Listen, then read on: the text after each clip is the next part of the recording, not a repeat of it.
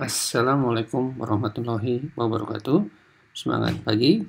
Alhamdulillahirrahmanirrahim. Puji syukur kepada Tuhan pada kesempatan yang baik ini. Kita bisa lanjut pada bagian modul pendaftaran tanah atau penetapan hak dalam tanah, yaitu dalam rangka pendaftaran hak pakai. Ya. Hak pakai di sini adalah hak pakai yang merupakan aset dari pemerintah atau pemerintah daerah.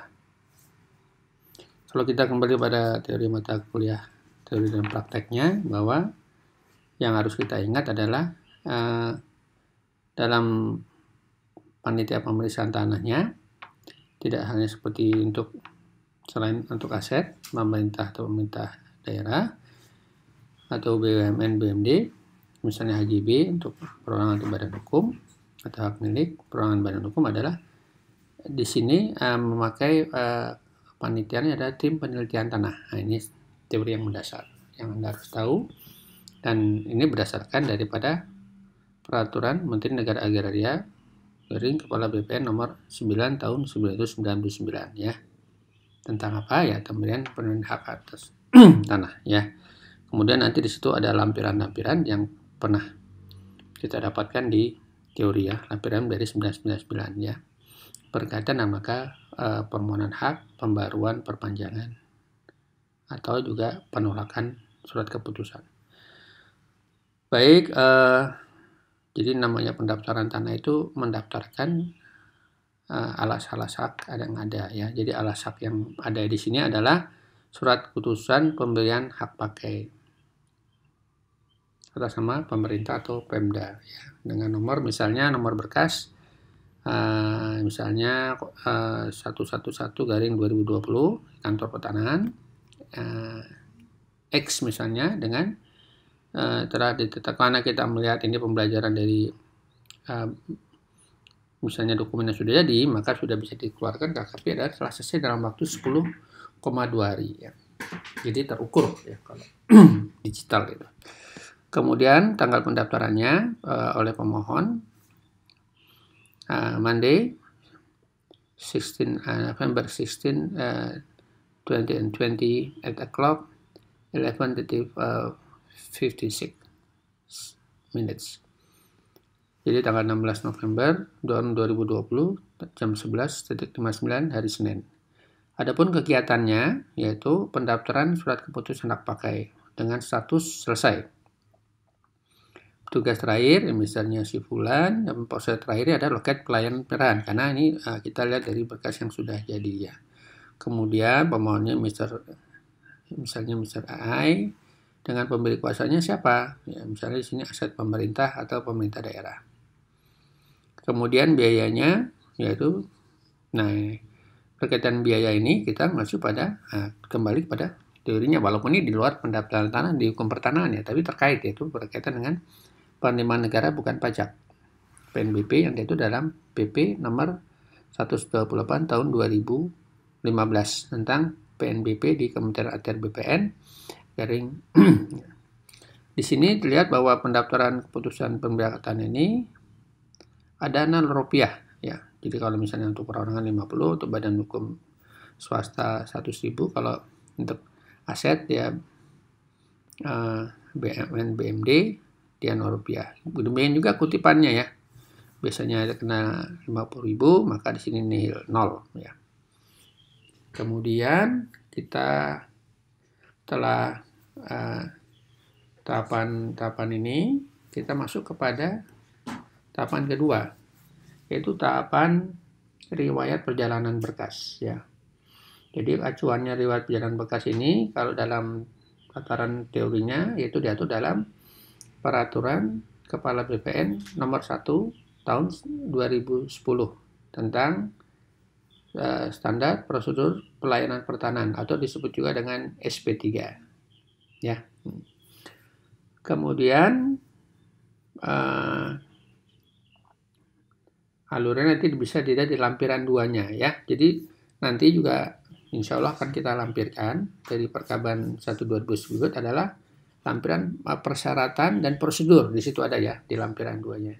Jadi di sini kita memasukkan modifikasi, mengulang lagi teori ya.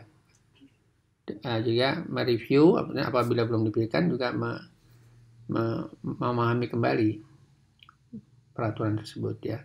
Kemudian juga di situ ada lampiran yang kedua atau ketiga adalah bagan alir atau bagan alur dari perjalanan berkas ya. Hanya di sini mungkin terlalu simpel. Nah, ini di sini dirinci ya dan sesuai dengan KKP, aplikasi digital.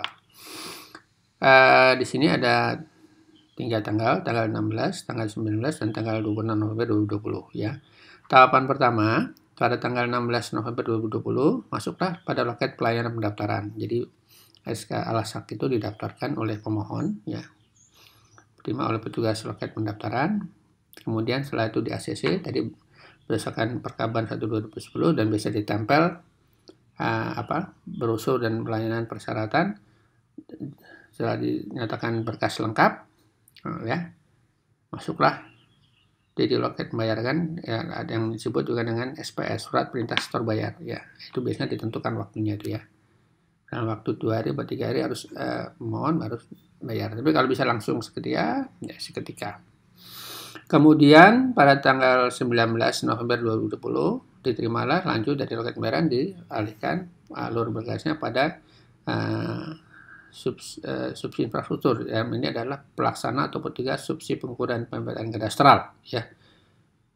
Dalam rangka apa? Dalam rangka kutipan. Mengapa kutipan? Karena setelah ada peta bidangnya, PBT-nya yang diproses pada saat dalam rangka permohonan hak pakai di awal ya.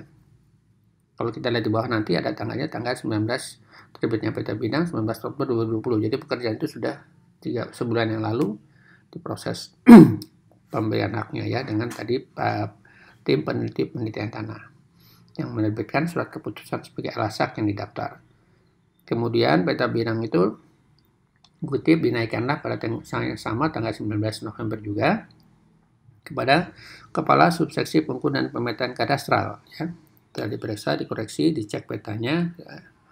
Kemudian dinaikkan kepada Kepala Seksi Infrastruktur Pertanahan pada tanggal 19 November 2020 juga untuk disahkan ditandatangani ya. Kewenangan ini adalah berdasarkan peraturan Kepala BPN nomor 2 tahun 2013 menang yang sebagai yang sudah dimulai sejak tahun 1997. Jadi kewenangan daripada kasasi ini sudah diatur di dalam peraturan menteri ya.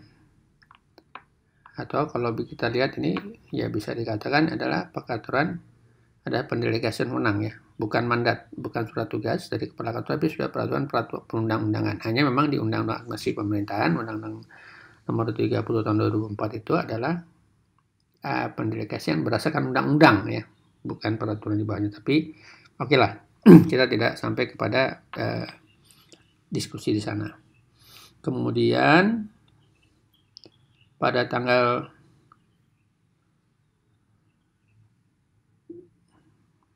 setelah Kepala Seksi Infrastruktur tanda tangan disahkan, mana di berkasnya itu alurnya berjalan lagi kepada turun kembali kepada subsidi hubungan hukum ya, dalam ini pelaksana subsidi pendaftaran hak atas tanah. Mengapa pendaftaran tanah? Karena dia akan menerbitkan ini adalah surat keputusan tersebut. Ya, kemudian dinaikkannya kepada Kepala Subseksi Pendaftaran Hak Tanah ya. Persiapan daripada buku tanah dan surat ukurnya ya. Diperiksa, dikoreksi, SK-nya dicek ya. Dicatatlah ya pada buku tanah sertifikat, buku tanah misalnya 205 misalnya, terus 204 daftar tanah, buku tanah 205 dan sertifikat 206 sampul sertifikat 207.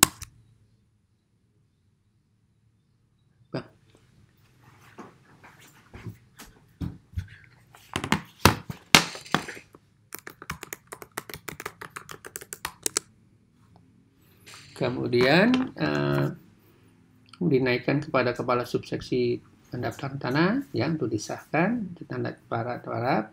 Kemudian dinaikkan lagi kepada Kepala Seksi pada tanggal yang sama ini sampai terbit tanggal 26 November 2020 untuk disahkan di paraf ya, di buku tanah surat sertifikatnya. Nah, kemudian dinaikkanlah untuk disahkan pendaftaran tersebut buku tanah sertifikat oleh Kepala Kantor Pertanahan. Kemudian setelah ditanda pemerintah diturunkan lagi kepada kepala subseksi pendaftaran tanah tanggal yang sama 26 November 20 untuk diberikan 208 ya. Pembukuannya dari sertifikat itu dibukukan dan kemudian ditulis juga 307 ya, daftar penghasilan. Jadi kita harus ingat kembali pada teori pendaftaran tanah, daftar isiannya ya, nanti di bawah ya. Yang ini harus akan dibuka di pasal 40 kalau tidak salah, pokoknya jelas di Peraturan Menteri Negara Agraria garing Kepala BPN nomor 3 tahun 1997 tentang peraturan pelaksanaan dari PP 2497 tentang pendaftaran tanah. Kemudian daftar isian ya. Tanggal 16 November 2020 ya, daftar isian 305 ya, dari pemohon layanan daftar dicatat di 305. Kalau di itu coba kita lihat apa itu Pak, buku panjat apa dan di daftar isian tersebut. Jadi yang jelas kalau kepala 3 ini adalah kepala bersifat keuangan, kepala 2 administratif ya. Kemudian setelah dicatat di daftar buku panjat buku layanan, maka setelah dia membawa SPS ya tadi di awal di surat perintah store, maka didaftarlah, kita diberikan kwitansi 306 ya sebagai dasar SPS ya, kwitansi bahwa dia sudah ya untuk membayar ya, kwitansi pembayaran SPS. Kemudian pada tanggal yang sama 16 November 2020 kita lihat juga di riwayat perjalanan berkas bagian hadirnya bahwa daftarlah di daftar isian 301 itu daftar isian layanan kegiatan pendaftaran tanah. Kemudian juga didaftarkan di daftar isian 303 tentang surat ukur atau kutipan dari surat ukur ya. Kemudian pada tanggal 19 ya, tadi 307 daripada surat ukur ya. Kemudian pada tanggal 26 November 2008 dibikinlah 208 dari buku tanah dan sertifikat ya, pembukuannya. Kemudian pada tanggal 26 November 2020 dari daftar isian 307 terhadap penerbitan sertifikat itu ya kepada negara bahwa ini. Kemudian pada tanggal tahapan terakhir 26 November 2020 sertifikat dipisah, buku tanah masuk kepada dokumen arsip penyimpanan ya, negara, dan sertifikatnya diserahkan pada loket penyerahan sertifikat produk. Kemudian ada tahapan surat ukur ya. Surat ukurnya juga tadi diterbitkan karena kutipan dari peta bidang. Kita lihat ya, peta bidang terbit duluan di bawah itu pada tanggal 19 Oktober 2020, sedangkan surat ukurnya pada tanggal 19 November 2020 ya, hampir sebulan 30 hari kemudian ya. Jadi nomornya beda tentunya, nomor bidang di sini contohnya 02435, kalau di surat ukur ada 0364. Kemudian pada tahapan akhir, nah disinilah ya bahwa telah ditentukan produk hak pakai, misalnya nomor 90 di Sarjo dengan seri sertifikat ya. Jadi Peluri tanggal 26 November 2020 atas nama pemerintah atau Pemda. Yaitu kemudian dengan nomor ini, nomor hak ini ya. Ini haknya harus, kalau di situ harus 13 digital ya, nama depan nama provinsi, kemudian nomor 2 digit nomor provinsi, 2 digit nomor kabupaten kota, 2 digit kemudian kabupaten kota. Nah, baru itu nomor kecamatan, 2 digit nomor 12 provinsi, 03 misalnya kabupaten kota, 01, 04, 02 dan seterusnya, seri AAT 096 tanggal 26 November 2020 dengan PBT tadi sudah, maka dengan alasaknya pendaftarannya SK nomor 65 EPK dengan jadi telah terbitlah produk hak pakai ini. Jadi layanan pendaftaran tanah untuk pendaftaran surat keputusan bidang hak pakai telah selesai. Jadi demikian penyampaian dari kami dalam modul ini. Apabila ada kekurangan atau kurang periksa dalam penyampaian, mohon maaf. Terima kasih atas kerjasamanya. Billahi taufiq wal hidayah. Wassalamualaikum warahmatullahi wabarakatuh. Semangat pagi.